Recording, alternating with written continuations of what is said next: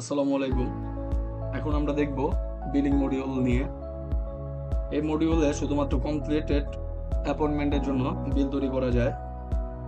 যখন কোনো রোগীর অ্যাপয়েন্টমেন্ট সম্পন্ন হয়, তখন সেই অ্যাপয়েন্টমেন্টের অধীনে ডাক্তারের ভিজিট ফি বা অন্যান্য প্রযোজ্য চার্জ সহজেই অ্যাসাইন করা যায়।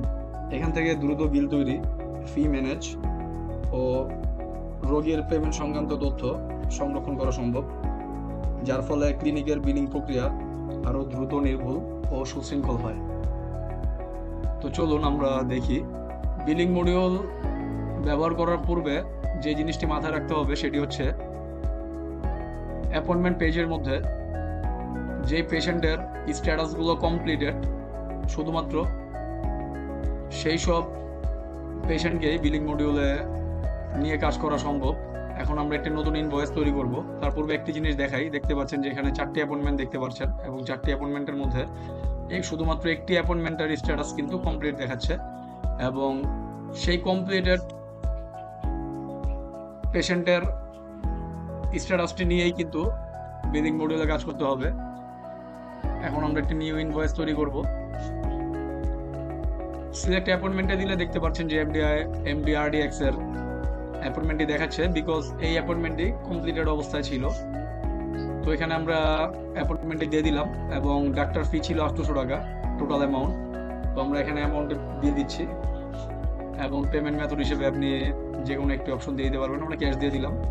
এখন ক্রিয়েট ইনভয়েস ক্লিক করলে দেখতে পারবেন যে আমাদের ইনভয়েসটি ক্রিয়েট হয়ে গেছে, অর্থাৎ টোটাল বিল 800 টাকা এবং টোটাল কালেক্টেড হয়েছে 800 টাকা। যদি এমন হয় গ্রাহক কম টাকা পে করেছে, 600 টাকা পে করেছে, তাহলে তখন স্ট্যাটাসটি আপনি দেখতে পারবেন যেখানে পার্সিয়াল দেখাচ্ছে, পাশাপাশি এখানে আপনি 200 টাকা ডিউ দেখতে পারবেন সেই গ্রাহকের। চাইলে আপনি ফিল্টার করে দেখতে পারবেন।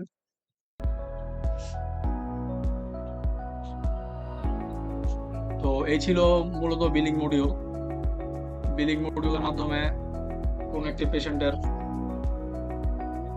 অধীনে ডাক্তারের ভিজিট ফি বা অন্যান্য চার্জ সহজেই অ্যাসাইন করা যায়।